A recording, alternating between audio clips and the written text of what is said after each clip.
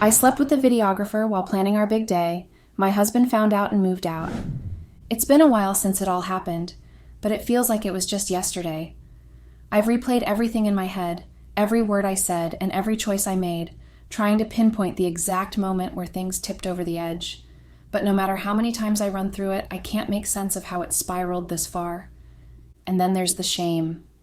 No matter how much I want to blame circumstances or moods or timing, the truth is simple. I did this. I made the choices that led to what happened, and I'll have to live with that for the rest of my life. I remember the first time I met my husband, Hans, like it was yesterday. It was at a party a mutual friend had invited us both to. I was running more than a little late, so I had to slip in after most people had already settled into their groups. The noise was intense, so I headed to the bar just to find a quiet spot. That was where I saw him. He was sitting on a stool, staring into space with a drink in his hand. He had this annoyed look on his face, the kind that made me immediately assume he was either arrogant or unfriendly. But when he turned and noticed me, his whole face changed. He smiled. It was warm and wide. It was the kind of smile that just invited you in. I smiled back, and he took that as an invitation to come sit next to me. We introduced ourselves, and after I asked, he pointed to a couple at the other end of the bar and explained to me that his friend had abandoned him in favor of the girl, even though they both agreed to stick together for the night. I made the joke that now he had someone else to stick with for the night, and he laughed. We talked for a while, and the hours that passed felt like minutes. He was charismatic and funny and very easy to talk to. He told me about his work as an engineer, how demanding it was, and how he hated the long hours. And in a strange moment of honesty confessed that he was sometimes prone to bad moods, usually the fault of his stressful work, but sometimes other things. I didn't think he was that serious at the time, so I brushed it off. I remember thinking that he seemed grounded and real. He was also incredibly handsome, too. We started dating not long after that night, and it was good. He was attentive and caring. We were a couple of months into dating when I got a taste of those moods for the first time. It was like a switch would flip, and it usually happened between the time he left for work and when he came back. He'd kind of retreat into himself and get all quiet and distant for a few days, sometimes even cold. I remember the first time it happened clearly. We were out at dinner, and he barely said a word. Every question I asked was met with short answers or just a grunt. The atmosphere felt heavy and tense, so much so that I had to ask if something was wrong or if I'd even done something wrong. But he assured me and waved me off. He said he was just tired from work, so I let it go. That pattern repeated itself often enough that I grew used to it. It confused me, but I accepted it. I told myself that everyone had flaws, and that apart from him occasionally being an asshole, he was the perfect guy. Why throw away a good relationship over something that wasn't even that serious? That was what I told myself. I told myself that I probably also had bad habits he was probably putting up with from me, so it wasn't even fair to hold it against him.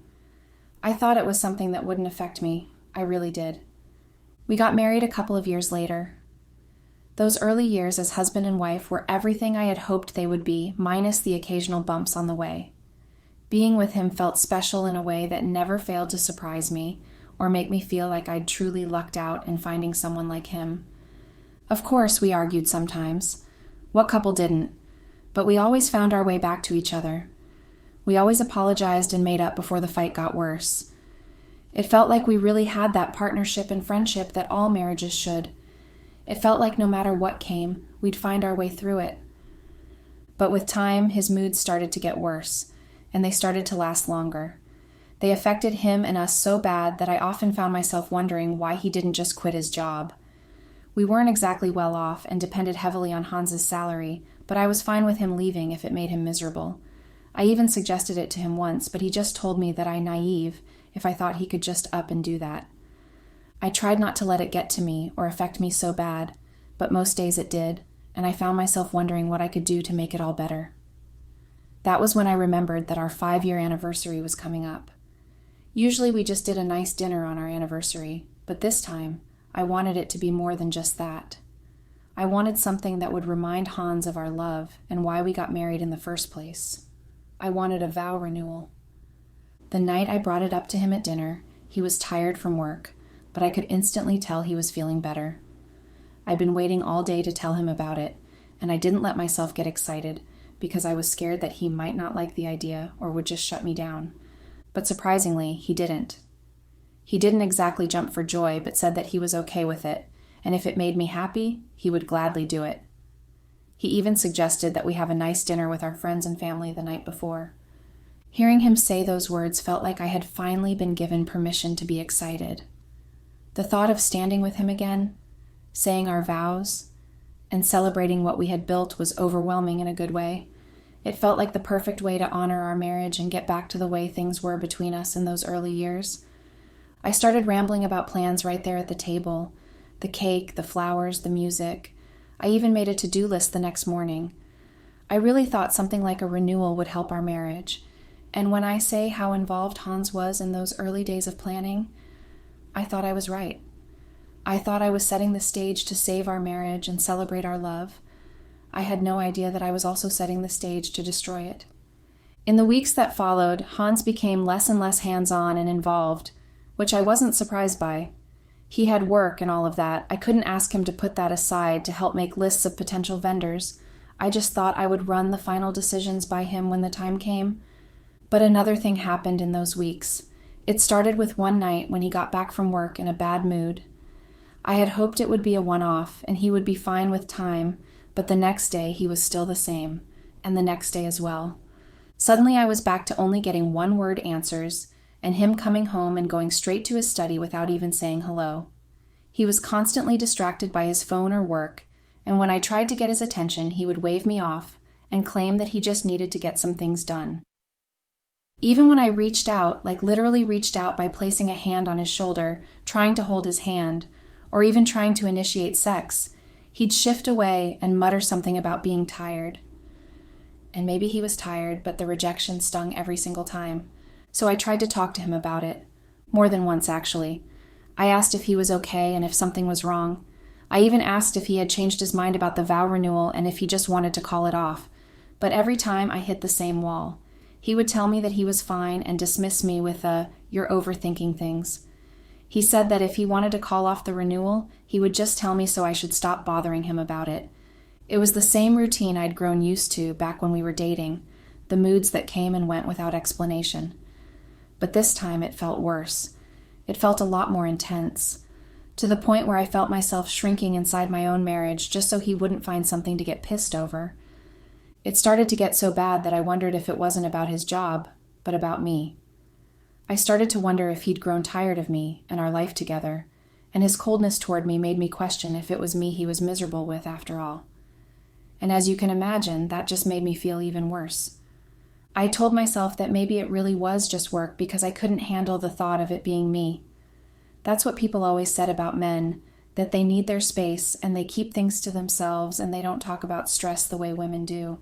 But I was his wife, his partner, the person who was supposed to be closest to him.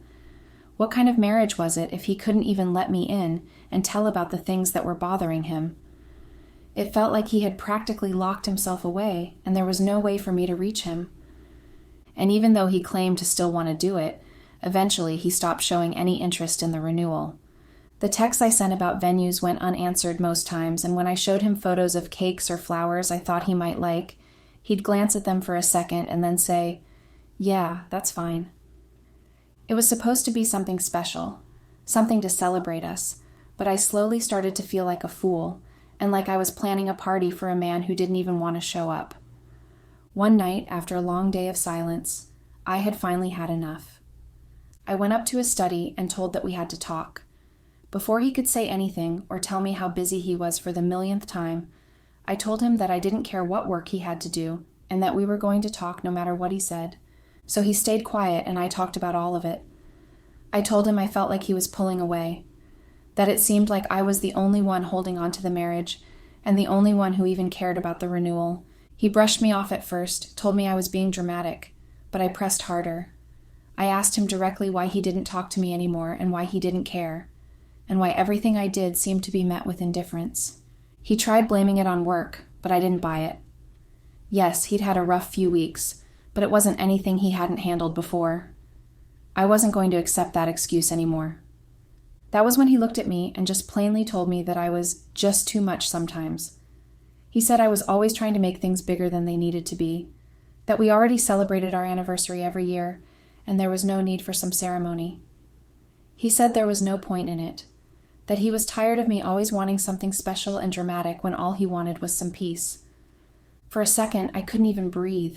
I just stared at him, waiting for him to take it back, but he never did. He just sat there like he'd said something simple and obvious. The man who once couldn't go a week without surprising me with flowers or planning some little date was now telling me that I was too much, that everything I wanted to celebrate about us was unnecessary.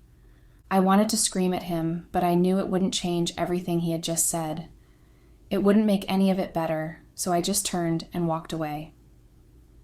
I spent that night in the guest room thinking that he had just confirmed my suspicions and that he might be unhappy with me after all.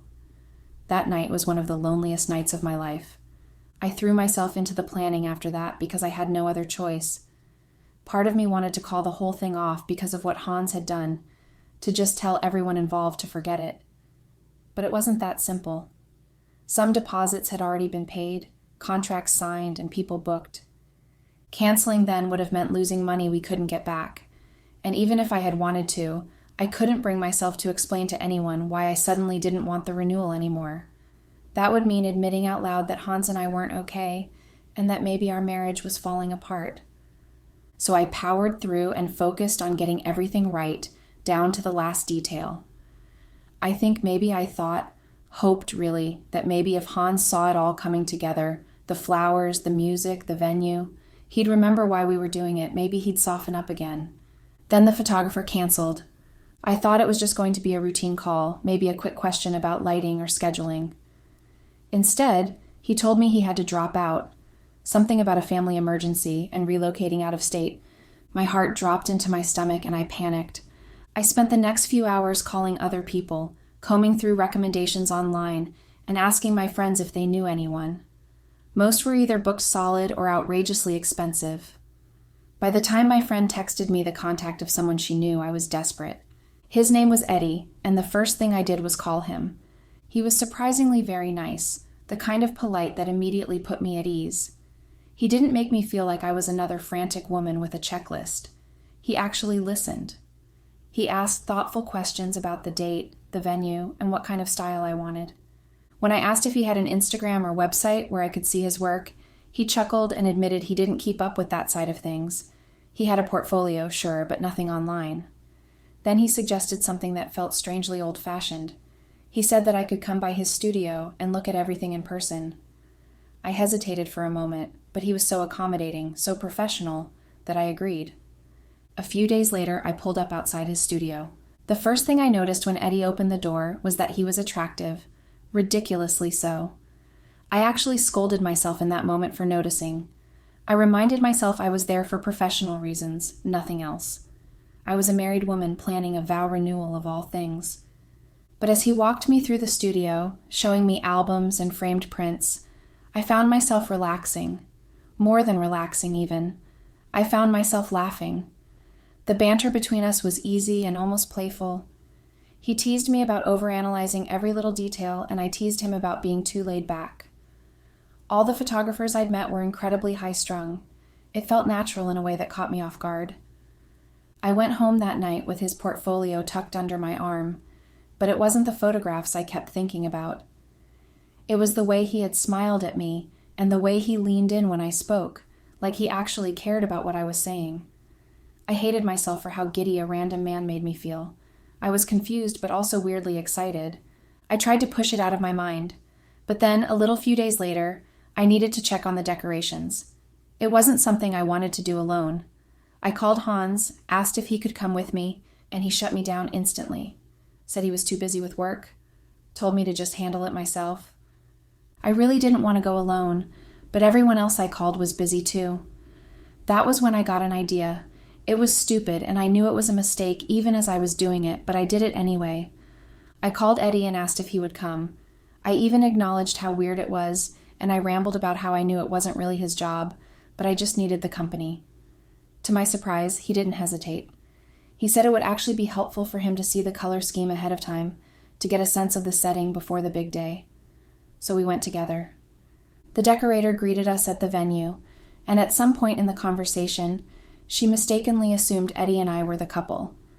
And I don't know why I didn't correct her. Maybe it was the way Eddie looked so unaffected by it that made me think maybe it really wasn't such a big deal. So we just let it slide. We walked through the space side by side, approving and disapproving of different elements, sharing small jokes with each other. I was genuinely surprised by him. We had just met, and yet we got along so well. It honestly felt like a date, even though it wasn't. When it was over, I realized I had taken a ride there and didn't have a way home. Eddie offered to drive me, and I said yes. When we pulled up in front of my house, he sat there with the engine running and laughed. Said he hadn't expected to have such a good time. I laughed too because I felt the same way. The conversation went on and on. Neither of us seemed ready to end it. At some point, his hand brushed against mine on the console, then lingered. Slowly and carefully, his fingers curled around mine, and I didn't pull away. I let him hold my hand even though I shouldn't have. I should have shoved him away and told him he was being inappropriate, but I didn't. It felt nice. The kind of nice I hadn't felt in months. But reality crashed back in when I saw a light turn on inside, so I pulled away. Thanked him for the ride, and went inside. I tried to forget what happened, but it was all I could think about. That night, I was too happy and confused to even think about Hans, or try to accommodate whatever it was that was bothering him then. I just went upstairs, laid down, and thought about what happened again and again. The cake tasting was next on my checklist.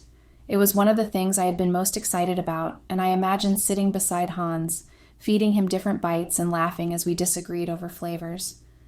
It was supposed to be a fun memory we'd add to the book of all our others.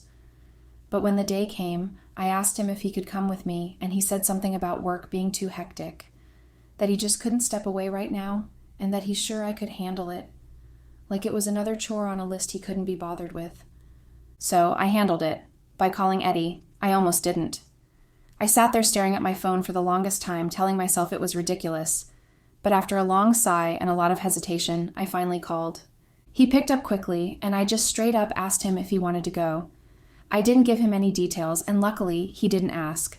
I remember that he just chuckled and said, "Well, I'm always up for cake." So we went together. The whole experience was fun, more fun than I ever thought a cake tasting could be.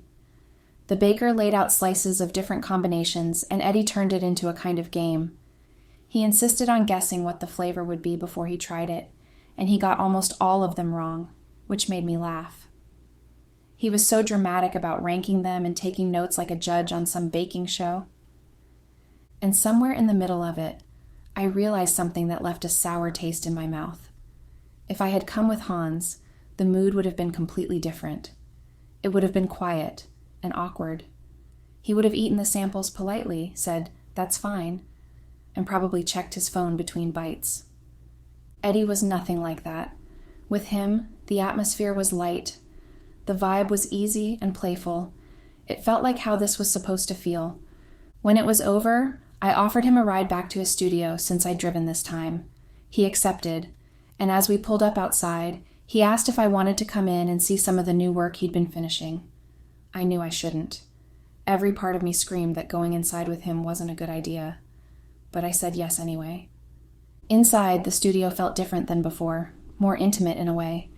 He spread out a few prints and photos, explaining his process. He talked about the lighting and the angles he usually shot from. I was listening, but not really. Mostly I was aware of how close he was standing. I had a small box of leftover samples from the caterer, the ones they'd given me to take home to Hans, and instead of saving them, Eddie and I ended up eating them together. We sat side by side and brought up opinions about which flavor would be the safest bet for a crowd. At one point I was talking with my hands, ranting about something I can't even remember now, when I noticed he wasn't responding. He was just looking at me. I froze, and my first instinct was to cover my mouth because I was embarrassed. I laughed and told him he wasn't allowed to laugh at me if I'd been sitting there talking with frosting smeared across my face. He shook his head slowly with his eyes still locked on mine, and he said something like, "That's the last thing I want to do," before he leaned in and kissed me. For half a second I thought I'd pull away and stop it, but I didn't. I kissed him back, and things moved quickly from there.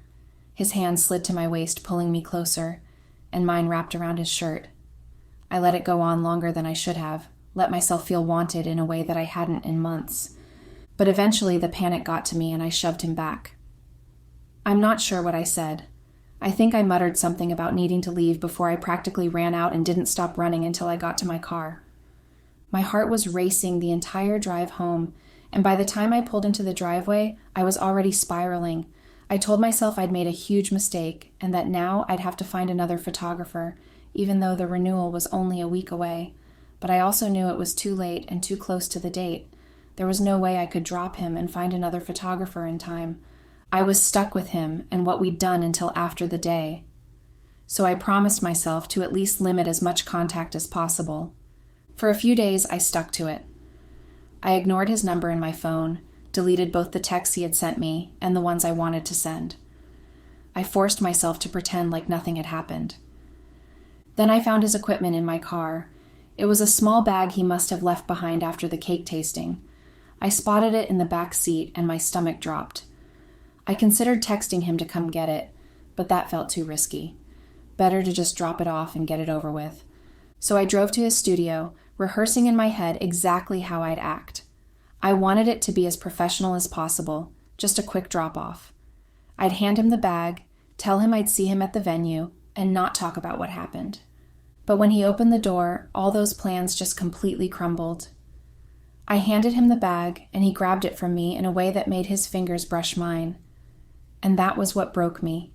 We barely made it inside before we were kissing again. This time there was barely any hesitation. His mouth was on mine and his hands were on my body. I should have stopped it. I should have walked out. But I didn't. I didn't even want to. We stumbled toward the back of the studio, and before I knew it, clothes came off. And then we had sex, right there in his studio. Like with before, the reality of what we'd done only dawned on me afterwards. The regret and guilt started to come in as I laid against him. I knew I had just done something that was unforgivable. I left as soon as I could and tried not to panic as I drove home. I told myself it couldn't happen again and that I'd ruined enough already. I kept telling myself I had to stay away from him. I couldn't fire him, not with the vow renewal dinner only a day away and the event itself right after that. I just had to keep my distance and act like everything was normal until the big day. After that, it would be over. He'd deliver the photos, we'd part ways, and Hans would never know. At least that was the plan.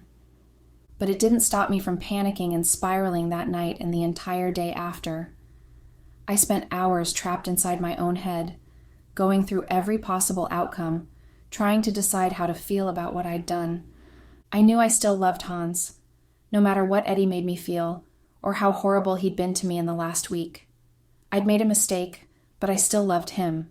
That was all that should matter.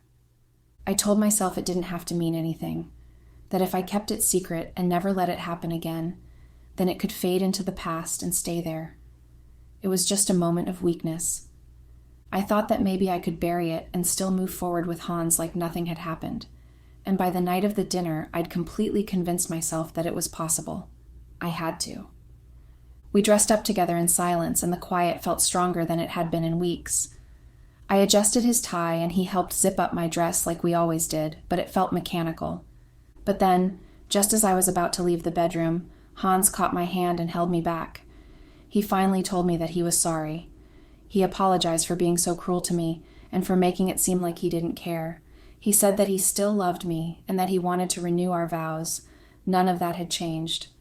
The words hit me hard, and I wanted to believe him. Part of me did. Another part wondered if this sudden apology was just him smoothing things over, because we were about to walk into a room full of family and friends, and he just didn't want anyone to suspect there was trouble. Still, hearing him say it, and hearing him sound like he actually meant it, made me feel guilty all the same. He had hurt me a lot, but that still didn't justify cheating on him with our photographer. I felt awful in that moment, but still I knew I couldn't tell him the truth. I couldn't risk our marriage like that. So I kept quiet. I kissed him and told him it was okay, that everything would be all right. I wanted to believe it, but I was wrong. When we arrived at the restaurant he'd rented out for the dinner, almost everyone was already there. Family, friends, people we hadn't seen in months. Everyone was smiling and happy. The whole place felt warm and welcoming. And for a brief moment, I let myself breathe, But then I saw Eddie, and my heart started pounding in my chest. I'd forgotten I'd invited him weeks ago, back when he was just the photographer, and back when everything was still simple. He was seated at the far end of the room. We both had pretty big families, so he blended into the chaos. No one really noticed him, but I did. I couldn't stop noticing him.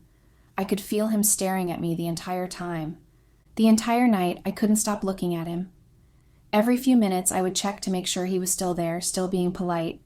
I knew he probably wouldn't say anything or make a scene in front of everyone, but what was funny was that I didn't actually know.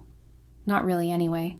I barely knew Eddie, and I had no idea if that was something he would do, or if he really didn't care that much and was just there for the free food. I had cheated on my husband with a man that was basically a stranger. I tried to focus on the people around me and tried to listen to family members tell stories about things I couldn't possibly remember, but I kept coming back to him. The not knowing was driving me crazy, and I knew then that I had to do something to make sure he wouldn't talk. It got worse with every passing minute, and by the time we were all waiting for dessert to be brought out, I couldn't stand it anymore. So when I saw him leave the table, I excused myself and followed after him. I found him standing outside trying to light a cigarette. He saw me and smiled, but I didn't even give him a chance to speak. I told him that he could never bring up what happened or say anything to Hans. I said that he just needed to do his job the next day, take his photos, deliver them, and then never speak to me or come near my family again. I was harsher than I should have been, but it was because I was scared. Part of me believed it was being smart to just pull him aside and set boundaries. I thought that I was taking control and not waiting to let anyone surprise me. Another part of me felt like it was all just an excuse to be near him and talk to him again. He didn't argue with what I said. He just nodded and said it was no problem, and that all he wanted was to do his job. He wouldn't come near me again. With that, I turned to go back inside, and that's when I saw that Hans was standing there. His eyes weren't on me, though. He was too busy glaring at Eddie. The fear that I felt in that moment felt stomach enough to make me throw up. I moved closer to him, but he shifted away. Before I could even say anything, he pointed at Eddie and told him to get the hell out of his sight. I'd never seen him look so angry with anyone but me. Eddie glanced at me like he was searching for my permission to leave, but I couldn't look at him. Eventually, he just left without a word. Only then did Hans turn his attention to me. I remember the way he yelled at me when he asked, "What the hell is going on? Did you actually do something with him?" His voice was so loud that I knew people could hear him from inside. I tried to reach out and touch him, to tell him to keep it down so no one would come out wondering what was wrong, but he pulled away like I was going to burn him or something. Then I opened my mouth to say something, to make up some excuse or some story. There were a lot of things I thought of telling him in that moment, but I already knew that he had heard the whole conversation. There was nothing I could say. There was no excuse strong enough. I was cornered, so I had no choice but to confess to all of it and just tell him the truth. I told him everything and tried to explain it away, saying that it hadn't meant anything, and that I'd gotten confused and caught up in it all because Eddie was there in all the places that he should have been, filling spaces that were his to fill. I insisted it wasn't real and that I still loved him. I told him that it was a mistake, one that I regretted more than anything, and one that we didn't have to let destroy everything. I begged him to believe me and understand that what we had was strong enough to get through what I'd done, but the look he gave me was enough to know there was nothing left to save. "There's nothing to understand," was the last thing he said to me before he turned and walked away. I stood there torn in half. I wanted to run after him, to fall to my knees and beg him to reconsider, but there were still people inside, people who had come here to celebrate us but would now be wondering what the hell was going on. I couldn't let them suspect anything. I knew I had to go back in and smooth things over, so I swallowed it down, wiped my eyes, and walked back in. I stayed behind and smiled like nothing was wrong, even though I knew most of them had heard his yelling and my crying from outside. I lied and told them Hans wasn't feeling well and that he'd gone home to rest for the next day. I assured them that everything was fine because I knew I couldn't tell them the truth. My friends looked at me like they knew I was lying, but they didn't say anything. Everything went on like it should, except my husband was absent. I smiled through it, though. We all had dessert and a few drinks while I pretended like nothing was wrong. By the time I finally left the restaurant, I could barely keep it together. I was crying before I got to my car and sobbing on the drive home. When I pulled into our driveway, I knew something was wrong before I even unlocked the door. The house looked the same, but it didn't feel the same. I expected to find Hans waiting for me, ready for another round of yelling and shouting, but the house was empty. It was too quiet. And when I went upstairs, I realized why. Most of his clothes and shoes were gone. His toiletries weren't in the bathroom. His laptop was gone. Most of his things were just gone.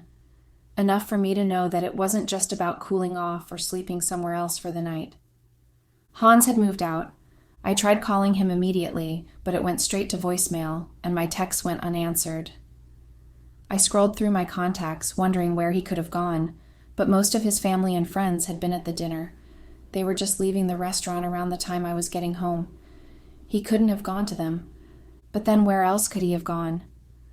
I kept wondering that as I paced around the house, looking for some clue that could tell me where to even begin to search for him. After sitting on the couch with my phone in my hand, staring at the door like any second he'd walk back in, for a few hours, I eventually went to bed. I told myself he just needed space, that he'd be back in the morning and he'd probably be calmer and ready to talk. Then we could figure it out. We were renewing our vows the next day. There was no choice but to figure it out. Morning came, and then afternoon, and he still didn't show up. I got dressed anyway, and I did my makeup, all while willing myself to believe he'd show up. That when I walked into that venue, he'd be there waiting, maybe still angry, but willing to go through it to save our marriage. But he wasn't. I stood there in front of our family and friends, surrounded by flowers and decor that Eddie had helped pick out.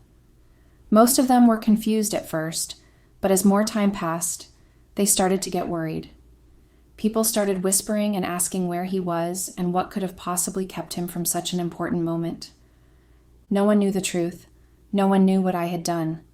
I wanted the ground to open up and swallow me right there. Eventually, people started leaving. The band packed up. The caterers came up to me to ask what to do about the food, and all I could do was shrug. The decorations, the flowers, even the cake, all of it just sat there. My parents and siblings came up to console me and ask what happened, and all I could do was lie and say that I had no idea why Hans would abandon me. But I did know.